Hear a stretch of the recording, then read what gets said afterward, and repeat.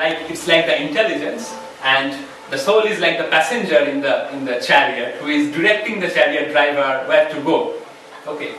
So normally what is expected, that the passenger tells the driver, take me there, then the driver controls the ropes, right? And according to the signals from the ropes, the horses behave. The horses behave. That's what is expected. And if that happens, then everything is normal. So if the soul directs the intelligence directs the mind directs the senses. But this is unidirectional. Yes. You usually get feedback from the sense. Of course, but the feedback. What's the feedback? So when the horse tell me it's kind of hot, don't want to go there or what? The tension in the string is the feedback. Just as in a carriage, you sometimes have a horse stubborn that will go, or that will try to go to the other side. So the doctor will have some problem to go to the carriage. Okay, and so if you allow me the next sentence, then the feedback will be clear. So, but what happens in our life usually, within quote, is that it's the other way around. So the feedback is always reversed. So in our lives, typically the senses influence the mind. So you are walking, you see an ad of a McDonald's, so your eye sense gets caught, and then your mind says, yeah, maybe I'm hungry, I should eat. But if you would not have seen it, probably you would have eaten sometime later. Right? So the senses actually pulls the mind, and then the mind pulls the intelligence. So it throws so many ideas that you cannot but act upon it. So your filter has many holes, and so you may not always take a decision which is good for you. For example, going to McDonald's, right? It may not be good for your health. Maybe the doctor has told you go there, not more than once a month, but you go there once a week, say.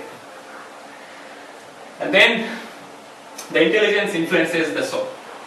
So the proper management is a balance. Okay, so to get signals from the sense, the mind, the intelligence backward, but to control them from upward. Okay, so the soul should control the intelligence, and then the mind, and then the senses. If that is there, then you can function more efficiently, I would say. So nothing I should say good or bad or proper and forward. I would say more efficiently.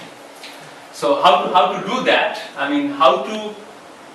How to reverse the so-called usual, this reverse control, how to gain control from this direction, and how to, according to your example, how to actually get rid of this, you are saying that this cycle, and what are the issues, whether at all we can do it, or what are the rationale behind it, or how logical, illogical is that. So that we can discuss later. The question now is, what I am thinking, is it coming from the soul or the mind? How do I know that something is there inside, or yeah. So that will require 1 more hour of presentation.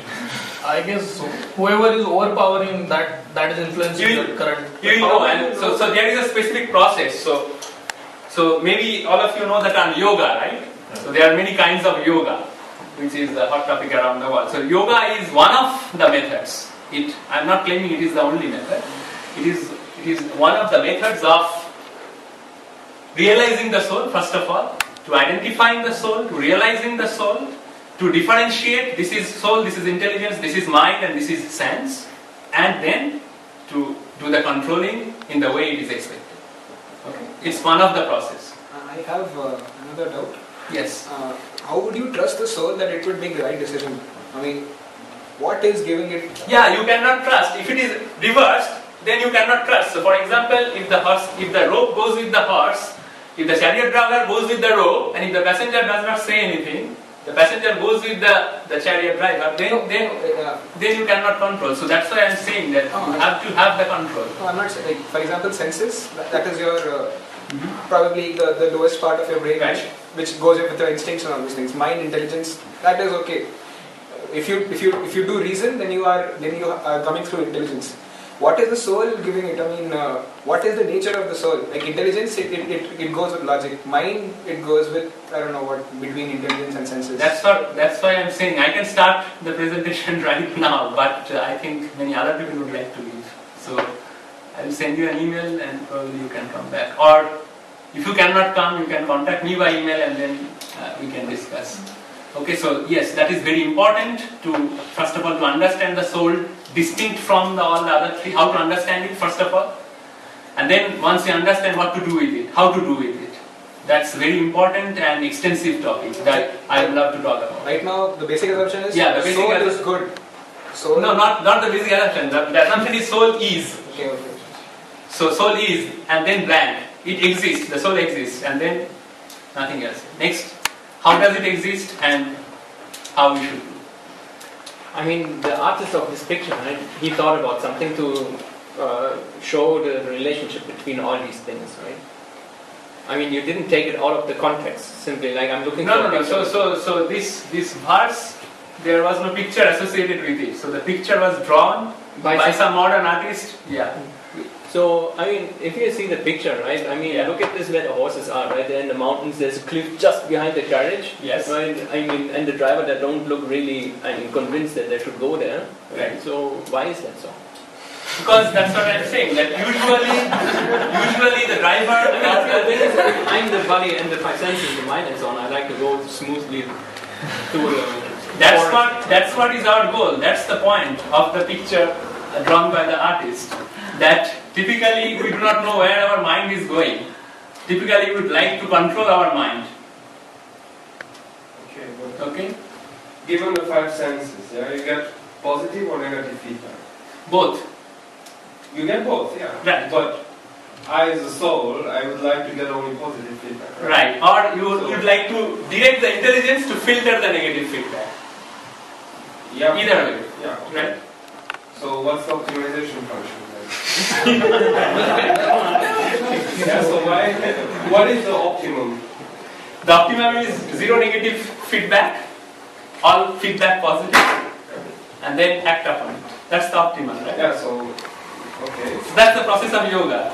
That's it. Yeah, okay. So then some guys, I don't know, you do things that you think you get positive feedback, but you're not getting positive feedback. Yeah, but what do you call positive feedback? For example, if I eat a big and tasty hamburger, then I feel good, right? Yeah. So I don't care about how healthy it is.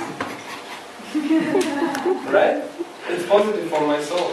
I don't care about... Well, you think it is for your soul, but actually it is for your mind. Why?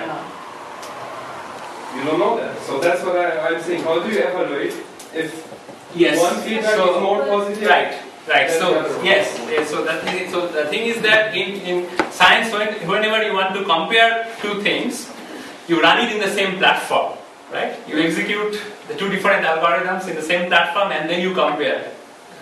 So here also, you as the same person, unless you do both. So the example that you said, so you have experienced that pleasure, and you think it's the pleasure to the soul.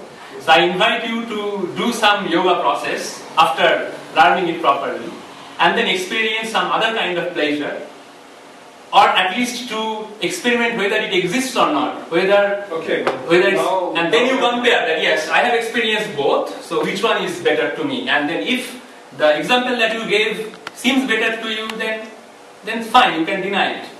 You can deny the whole yoga process, you can deny the whole transaction. Food and yoga is now two different things. No, not. That's what I'm saying. Yeah, it's the same. Not same. Yoga is a big superset.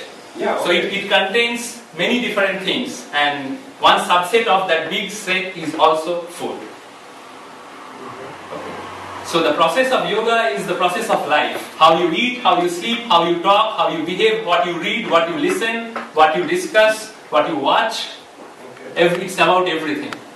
And when you do all these things, how you do all these things. So it's a very vast topic. Probably it requires a 2-semester course. Alright. Okay.